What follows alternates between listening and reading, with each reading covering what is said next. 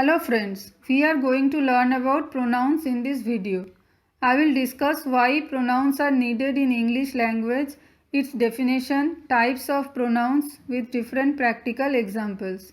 Some exercises are included at the end of this video to help you understand pronouns better. First, we'll know why pronouns are needed in English language. I will explain it with one simple example. Let's read the given paragraph. Rahul is a nice boy. Rahul lives in Bangalore. Rahul has two close friends, Sam and Harry. Rahul likes to travel in different places with Sam and Harry. When I met Rahul, Sam and Harry last year, Rahul, Sam and Harry were in Kolkata. Rahul's interest in traveling is impressive. I wish to get innovative travel ideas from Rahul. Rahul likes to collect unique things from different places. I saw some of the unique things collected by Rahul. Isn't it sounding little boring and inaccurate? Because here in this paragraph we are repeating the same nouns again and again. Let's see the difference. Let's read the paragraph with some modifications now. Rahul is a nice boy. He lives in Bangalore. He has two close friends, Sam and Harry. He likes to travel in different places with them. When I met them last year, they were in Kolkata. Rahul's interest in traveling is impressive. I wish to get innovative travel ideas from him. He likes to collect unique things from different places. I saw some of those collected by him. So it's better, right? Instead of using the nouns again and again, we have replaced the nouns with the words he, him, them, they, etc. So these are called the pronouns. Let's move on to the definition of pronoun. Pronouns are the words that are used in place of one or more nouns or pronouns. Pronouns refer to either a noun that has already been mentioned or to a noun that does not need to be named specifically. Now, the types of pronouns. There are different types of pronoun, and here we learn about personal and possessive pronoun, demonstrative and interrogative pronoun, relative and reflexive pronoun, and indefinite pronoun. Moving on to personal pronoun. Pronouns that stand in place of a person or a thing are called personal pronouns. For example, he, she, I, you, they, etc. Let's understand this with a simple example. The first person singular form of personal pronoun is I. So in a sentence, if we use it, it will be I went to market yesterday. If it is first person plural, then we'll use we or us. For example, we are tired, Rahul came to meet us.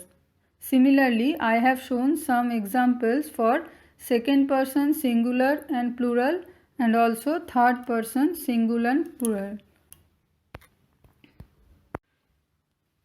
Next, moving on to possessive pronouns. Pronouns that indicate possession are called possessive pronouns. They display ownership. They originate from personal pronouns and indicates possession quality for any comparable relationship. I will explain it with examples. As I have already told that possessive pronouns originate from personal pronouns. The word I is a personal pronoun. The possessive pronoun originates from it is mine. For example, the pen is mine, not yours. So here mine is possessive pronoun and it is indicating the ownership of the pen.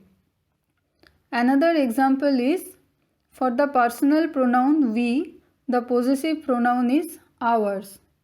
Your apartment is no better than ours. So here ours is a possessive pronoun and it is indicating the ownership of the apartment. Similarly, I have mentioned few more examples in this table. Next, I will talk about the demonstrative pronoun. A demonstrative pronoun indicates a specific person, place, thing, or idea. The words this, that, these, those are some of the examples of demonstrative pronouns. I will explain it with some examples. This hat is red. Here this is demonstrative pronoun and here it is indicating a particular hat. Another example is that music is melodious. Here the word that is demonstrative pronoun and it is indicating a particular music. Similarly, I have mentioned few more examples. The next type of pronoun is the interrogative pronoun. Interrogative pronouns are used to ask questions about people or objects.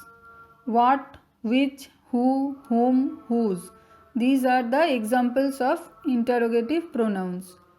In this table, some sentences using interrogative pronouns are mentioned. Our next topic is relative pronoun. Relative pronoun is used to refer back to a noun or pronoun mentioned previously in a sentence. Relative pronouns are used to join sentences. Which, that, whose, who, whom, whoever, whomever. These are the few examples of relative pronoun. Now I will explain it with examples. The boy is a cyclist. He won the race yesterday. Now, if we rewrite this sentence using relative pronoun, it will be the boy is a cyclist who won the race yesterday. Here, who is relative pronoun which is referring to the boy. It also joins the two sentences and makes it a single sentence. Another example is the dress is nice. I bought it from a mall. Now if we rewrite this sentence using relative pronoun, it will be the dress is nice which I bought from a mall. So here which is relative pronoun. It is referring to the dress and it also joins two sentences and makes it a single sentence. Similarly, I have mentioned few more examples of relative pronouns in this table. Next, moving on to reflexive pronoun. Reflexive pronouns refer back to the subject of the clause in which it is used. That means they show the object and the subject are the same person or thing. I will explain it with example.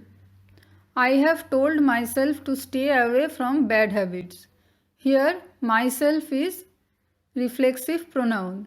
So here myself is referring back to the subject I. Few more examples of reflexive pronouns are ourselves, yourself, etc. So for the personal pronoun I, the reflexive pronoun is myself. Similarly for we, it is ourselves, you, yourself, he, himself, she, herself, they, themselves.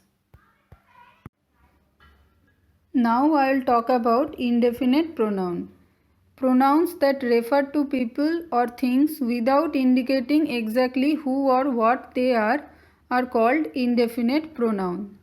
Indefinite pronouns does not refer to any specific person, thing or amount. For example, somebody called me yesterday. That means I don't know who the specific person called me yesterday. So the word somebody is indefinite pronoun.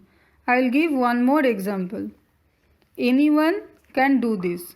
Here anyone is indefinite pronoun as it is not indicating any specific person. Similarly, I have mentioned few more examples of indefinite pronouns in this table. So we have discussed different types of pronouns with practical examples. I suggest everyone to solve these exercises for better understanding of pronoun. The answers of the exercises are also given here for your reference. Thank you for watching this video. Share your valuable comments with us. Thank you.